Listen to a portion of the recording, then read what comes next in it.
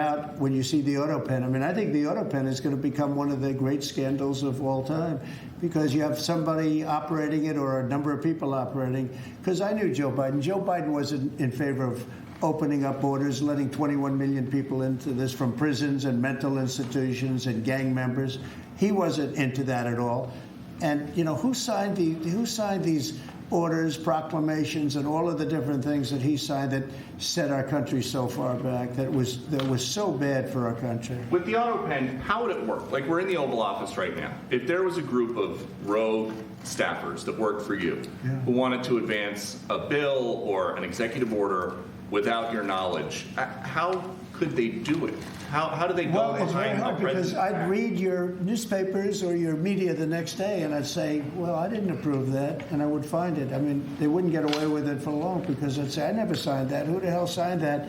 Autopens, to me, are used to sign letters to people because we get, I think they said 20,000 letters a week, and you like to be able, when somebody takes the time to write a letter, it's nice to sort of write back. And autopens are meant for that. Autopens are not meant to sign major proclamations or tax cuts or borders, anything having to do with the border, which is so important. And if it happened on my watch, I would be able to see it because the next day or sooner I'd be reading about something that I knew nothing about and who the hell signed this.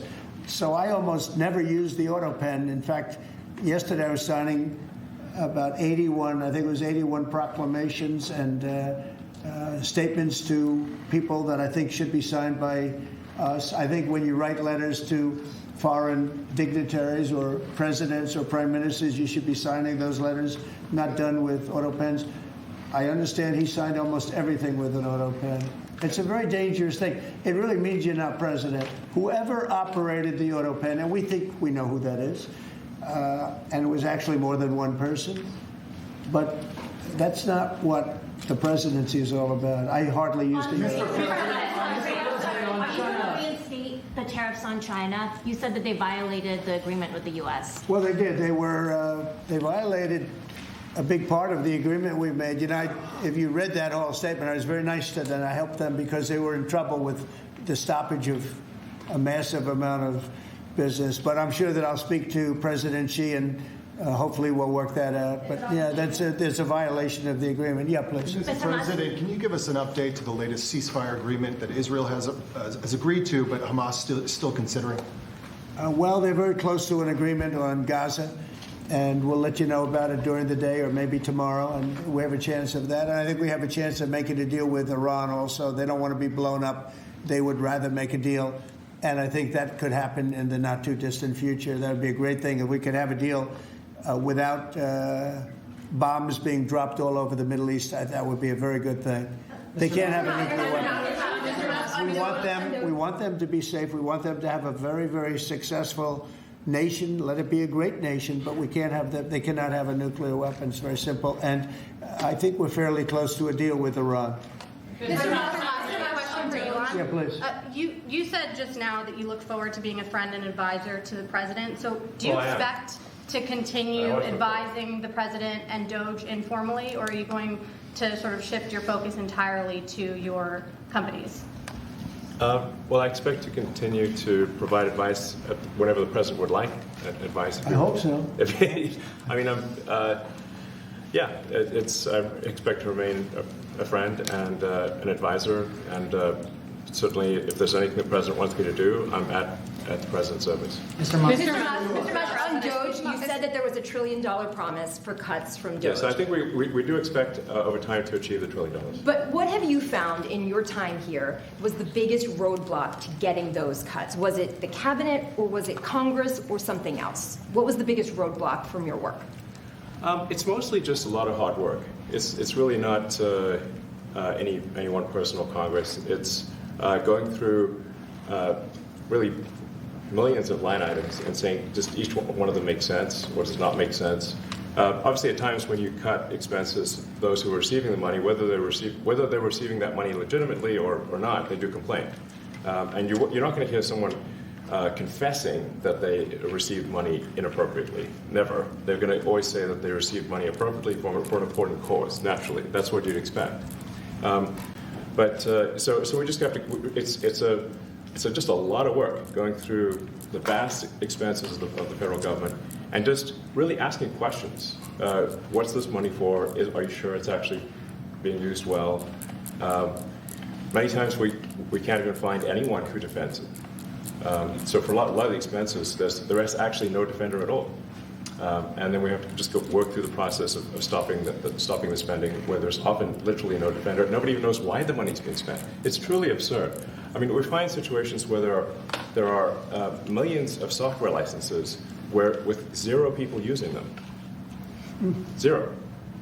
Exactly. This is the quizzical expression. You're like, surely, if there's millions of software licenses, someone should be using them. No, and then we've got to go through the process of saying, okay, look, if no one's using the software, we need to terminate this software license agreement. That's everywhere in the government, by the way. Mr. Musk, what do you think would be easier, colonizing Mars or making the government efficient? It's a tough call, but I think colonizing Mars and making life multi-planetary is harder.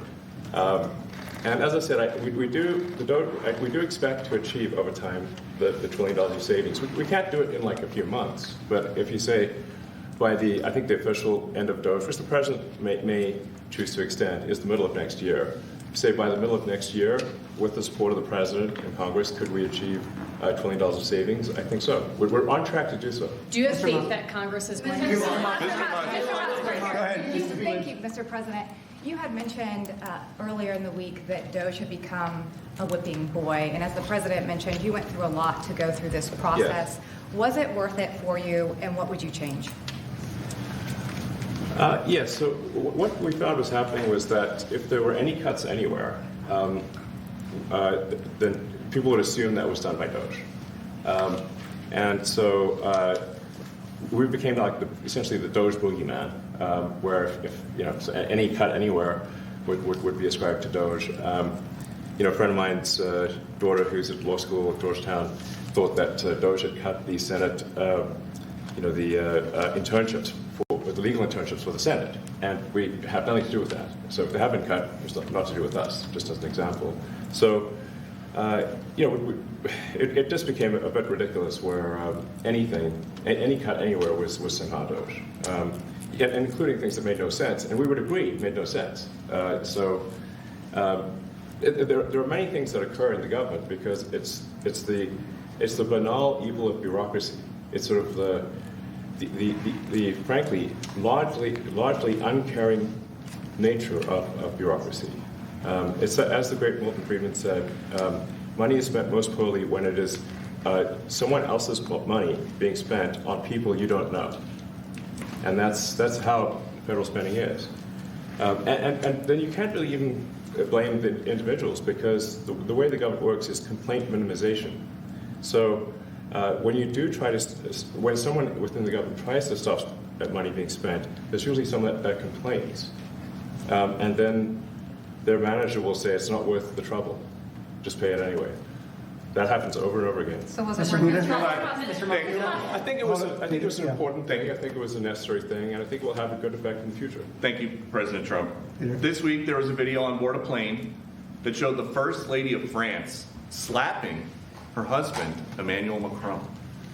Do you have any world leader to world leader marital advice?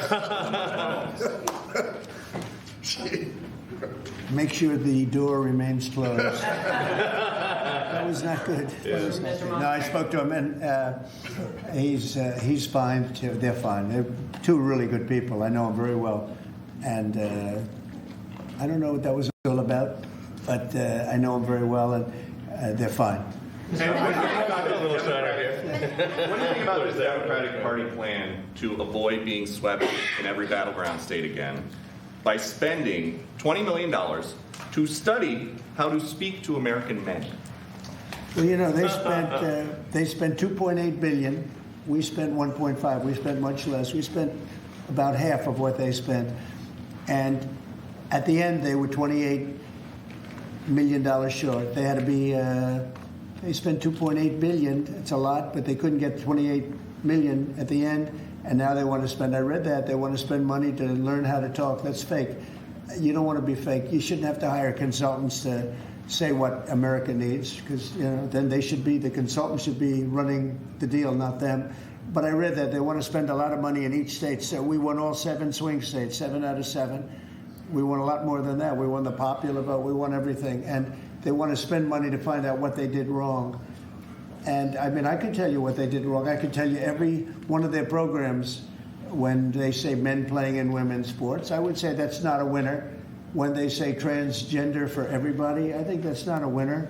When they say open borders so the entire world population of criminals can pour into our country, I don't think that's a winner. I mean, I just gave them that for free. But I don't know if they'll change their ways. I see them all the time. I see people that I know in Congress, Democrats, they're trying to justify some of the things I just said. You can't justify them. I always hear they're 80-20 issues. I say they're not 80-20, they're 97-3. They might be 99-1. They're not 80-20. They wish they were 80-20. And they're wasting a lot of money if they're going to continue with that nonsense. And this one's a little bit more of a page 6 question, but back when you hosted The Apprentice, you mentioned once in 2012 that Diddy was a good friend of yours back then. He has since found himself in some very serious legal trouble. Yeah, that's true. Would you ever consider pardoning him? Well, nobody's asked. You had to be the one to ask, Peter, but nobody's asked. But I know people are thinking about it. I know they're thinking about it. I think some people have been very close to asking. First of all, I'd look at what's happening, and I haven't been watching it too closely, although it's certainly getting a lot of coverage. I haven't seen him. I haven't spoken to him in years. He used to really like me a lot, but I think when I ran for politics, that relationship busted up. From what I read, I don't know. He didn't tell me that, but I'd read some little bit nasty statements in the paper all of a sudden. It's different. You become a much different person when you run for politics and you do what's right. I could do other things, and I'm sure he'd like me, and I'm sure other people would like me, but it wouldn't be as good for our country. As we said, our country's doing really well because of what we're doing. So it's not a popularity contest. So, I don't know. I would certainly look at the facts. If I think somebody was mistreated, whether they like me or don't like me, it wouldn't have any impact on me. Mr. President, on the Big Beautiful Bill, would you like to see the Senate build in some support for your tariffs on the Big Beautiful Bill, or should that be a standalone bill? I have great support on the tariffs. I mean, I was so honored that we got that ridiculous stay lifted, because that would have taken away presidential power. It would have taken away everything that was granted by the founders. It would have been a terrible thing. And it would have, most importantly, left us vulnerable. We have a lot of countries that use tariffs on us and use them viciously. And if we didn't have the power to use tariffs on them, and instantly, not when you go back to Congress and try and get hundreds of people to agree on something, that would take months to get just one simple proclamation. If we didn't have the power to counteract their powers, you wouldn't have a country left. We have to act fast. We have to be fast and nimble, as they say. And that was a really great moment, I think, yesterday when that stay was lifted. And hopefully now we'll go to court and just win that battle. Because if we don't have the power to do what they're doing to us, we are going to be a great nation no longer. Elon Musk was once idolized by folks on the left in this country before joining your administration. Now he's considered a hero by conservatives. Why do you think this man, what he's done in American life, has been so politicized? Does it only have to do with you? His life has been amazing. I mean, I look at so many different things. I look at that rocket being, guided back into position. I've never seen that before. I thought it was a space movie. I thought it was a movie. You look at what he's done in terms of communication. It's been unbelievable. So many different, even tunnels going underground, not having to go through all the process of going, he's got a company that does that. He's got so many different companies. Starlink, as an example. He saved a lot of lives, probably hundreds of lives in North Carolina. I don't even know if you remember, but I called you. They needed Starlink in North Carolina. And I didn't know what the hell Starlink was. I said, what is it? Who owns it? He said, do you know Elon Musk? I said, yeah, I happen to know the gentleman. This was before his government stay. And they said, we really need it, because North Carolina became an island. People had no communication. They had no access to anything, and they were dying. And I called up Elon, and you can't get it because it's so successful. It's very hard to get. and he had so much of it brought over there, and they told me it was unbelievable. It saved a lot of lives. So, he's just done a lot of things. I don't think he gets credit for what he's done, but he's a very good person too. You know what? If he wasn't a good person, but he did the same things, I'd probably maybe speak differently. He happens to be a really good person who loves the country. Mr. President, on the one big, beautiful bill, you had indicated this week that there were some things you didn't like about what had passed in the House. What changes do you want to see the Senate make? And you had also indicated there were things you didn't like about the bill. What would you be suggesting he push senators to change in their version? Well, I'll tell you, I'll go first. It's an unbelievable bill. It cuts your deficits. It cuts, it's a huge cutting. But there's the things I'd like to see maybe cut a little bit more. I'd like to see a bigger cut in taxes. It's going to be the largest tax decrease or cut in the history of our country.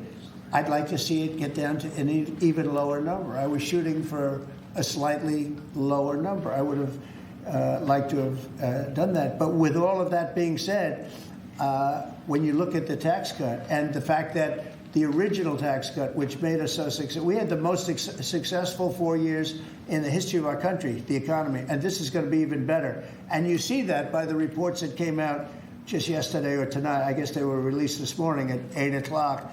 You see the kind of numbers where somebody that's a pro is like, whoa, I haven't seen numbers like this since I've been doing this. These are human emotions of professionals that have never seen numbers like, and we've just started. The bill is a great bill. It's going to be jiggered around a little bit. It's going to be negotiated with the Senate, with the House. But the end result is it extends the Trump tax cuts. If it doesn't get approved, you'll have a 68% tax increase. You're going to go up 68%. That's a number that nobody's ever heard of before. You'll have a massive tax increase. If it does get approved, you'll have a large tax cut, the largest we've ever had. When you add the past tax cuts that we got you, the Trump tax, they call them the Trump tax cuts. It's an amazing bill. It does amazing things. With all of that, it's going to be adjusted a little bit over the next coming weeks, and I think it's going to be passed. The Republicans want to pass it.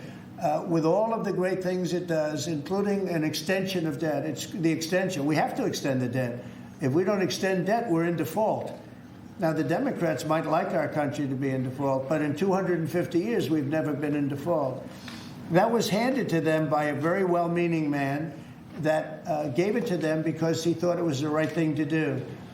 It could have been their problem before the election, but this man thought it was the right thing to do, and he was well-meaning. I don't hold anything against him for that, but that was put on our plate when it should have been on the Democrats. September 28th, a famous date. It should have been taken care of by the Democrats, but this person, a man of power, gave it to us so that in June that comes due. Well, we have to take care of that because if we don't take care of it, we have a country in default, and we don't ever want to have a country in default. I'll tell you, a certain senator, Elizabeth Warren, said that she would never, ever allow a default on our debt. She would never let it happen. And she would like to get rid of the debt ceiling, what's called the debt ceiling. I call it the debt extension because we really need an extension. That she'd like to see that gotten rid of. And there are many people that agree. Many Democrats agree with that. But we gave that through, and I don't want to say an error. He did it well-meaning. They gave that to us. It was a Democrat problem just before the election. Would have had a huge impact on the election. And to our benefit, we won anyway, but to our benefit. But felt that really for the good of the country, we should extend that. But Elizabeth Warren and various other people would like to see that. Her whole career, she wanted to see it terminated, gotten rid of, not being voted on every 5 years or 10 years. And the reason was because it's so catastrophic for our country. And I always agreed with her. That was one thing I agreed with her on. Now, I haven't spoken to her, but I would say that if you asked her that question now, she'd say, no, it's their problem. But it's a very unfortunate situation. It's a very unfair situation. And she happened to be right on that. It should be gotten rid of, or it should simply be extended. But that's one of the things that gets taken care of in this bill. That automatically gets extended for a 4-year period, and it should be. But I agree with Elizabeth Warren on that. I think you should get rid of it. It's too catastrophic. Yeah, please, go ahead. What message do you like to send to international students? Are they still welcomed to study in the United States? And one question for Mr. Musk. The students, well, we want to have great students here. We just don't want students that are causing trouble. We want to have students. I want to have foreign students. I think Harvard, it's close to 31%. That's a lot. Our country has given $5 billion plus to Harvard over a short period of time. Nobody knew that. We found that out. I wouldn't say that was a Doge thing, but we found that out over a period of time. That was sort of a Trump thing. We ended up in litigation for other reasons because they're very anti-Semitic.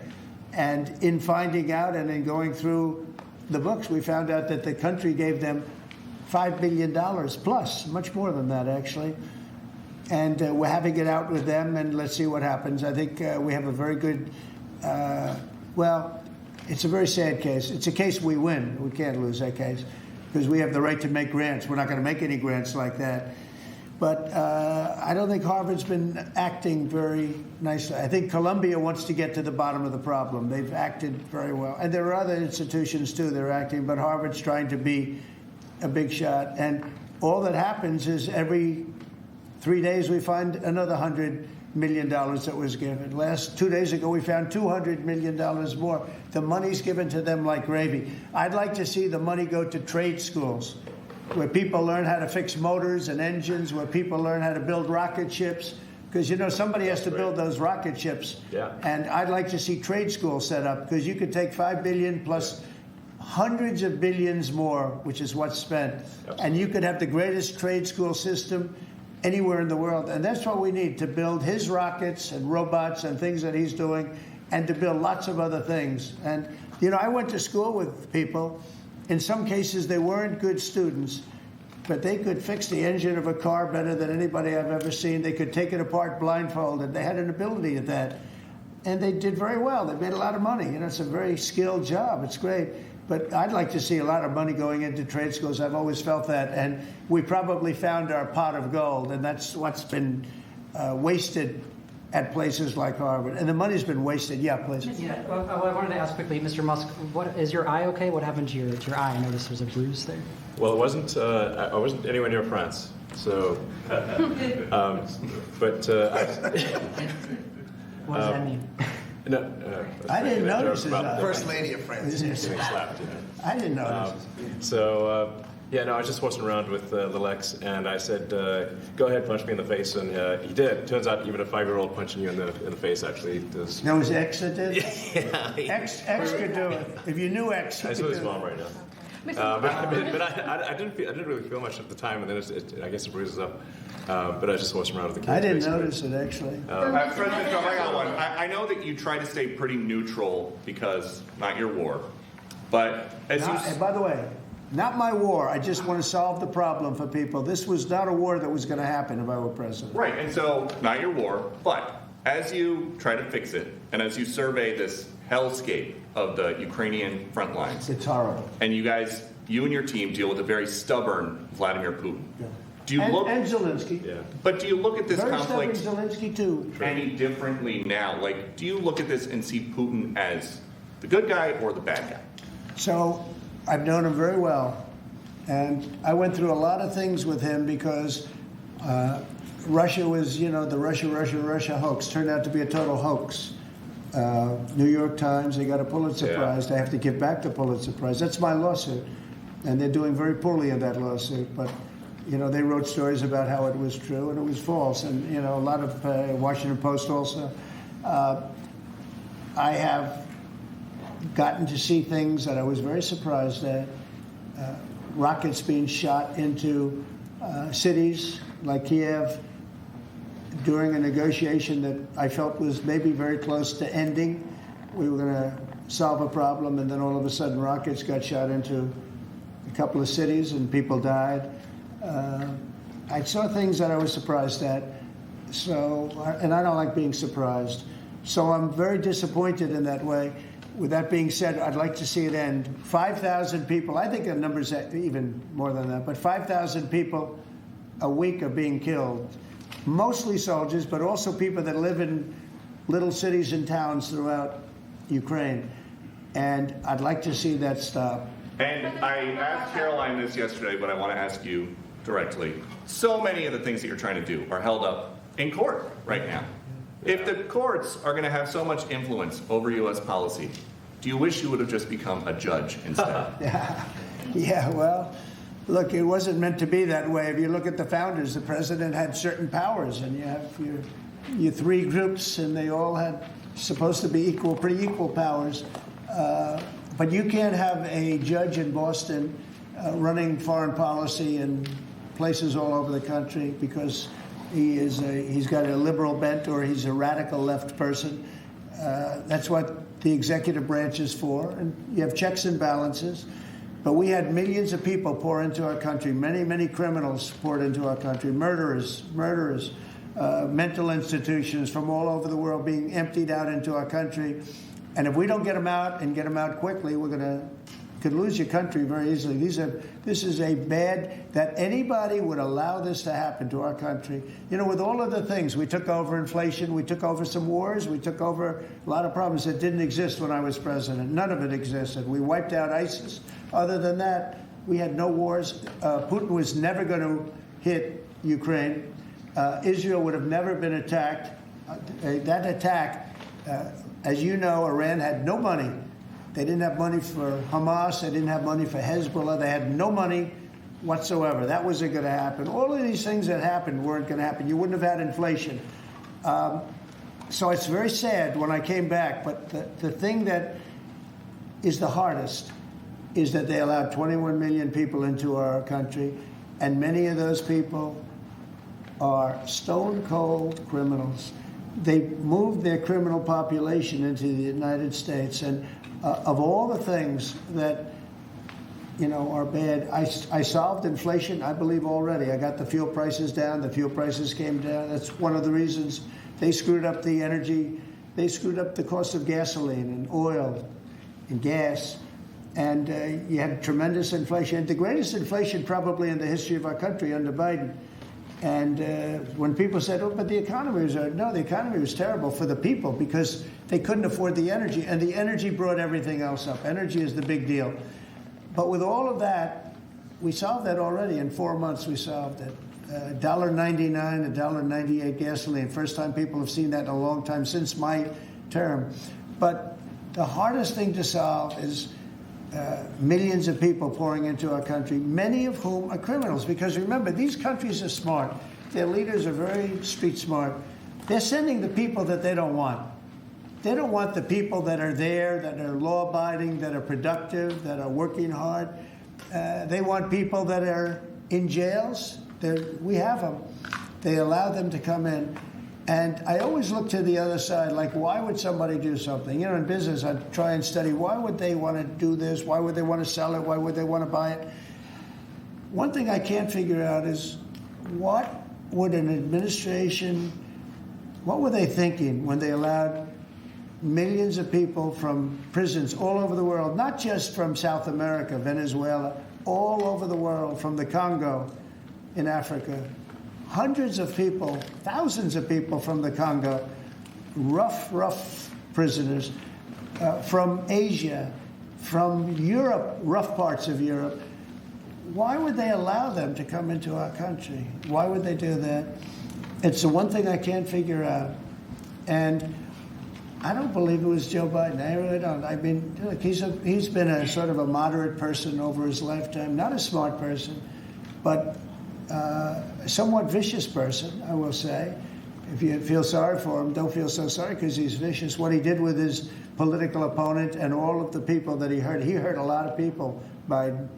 And so I really don't feel sorry for him. But he wasn't a person that would allow murderers to come into our country. He wasn't a person that was in favor of transgender for anybody that wanted it, take kids out of families, et cetera, et cetera.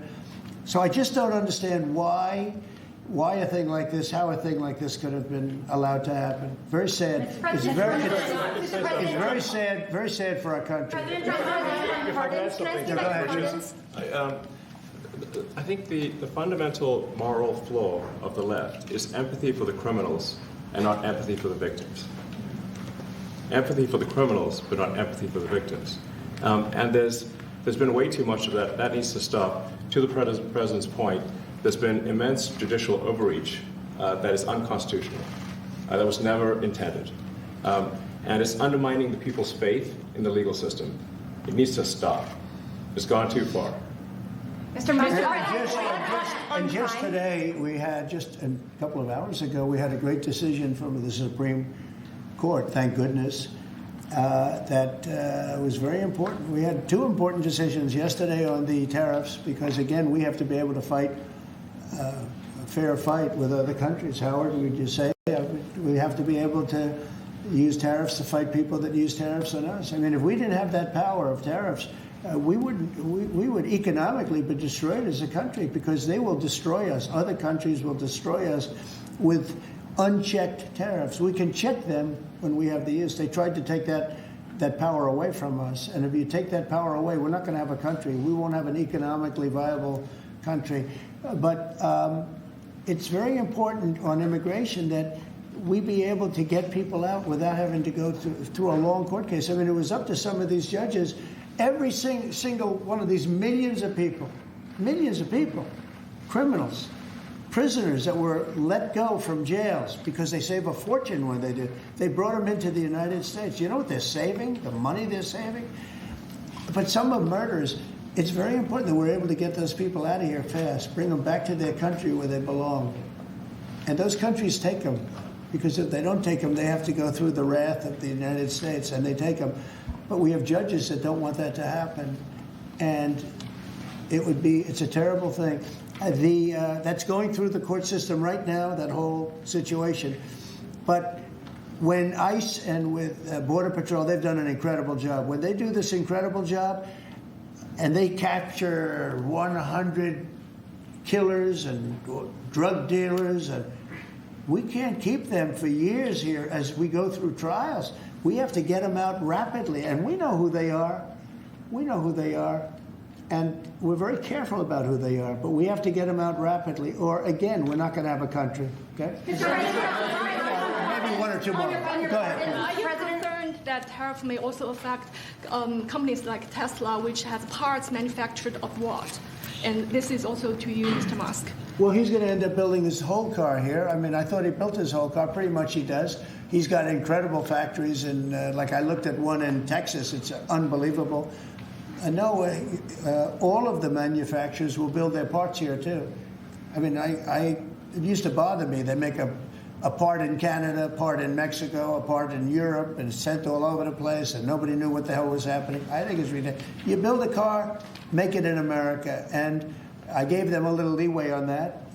Gave them some leeway. But over the next year, they've got to have the whole thing built in America. That's what we want. We want America to buy American-built cars. Thank you very much, everybody. Thank you, guys. Thanks, guys. Thank you, guys. How was your meeting with Jerome Powell? Good meeting. Thank you, guys. It was a good meeting. Are you considering? Thanks, guys. Keep going. Thank you. Thanks, guys.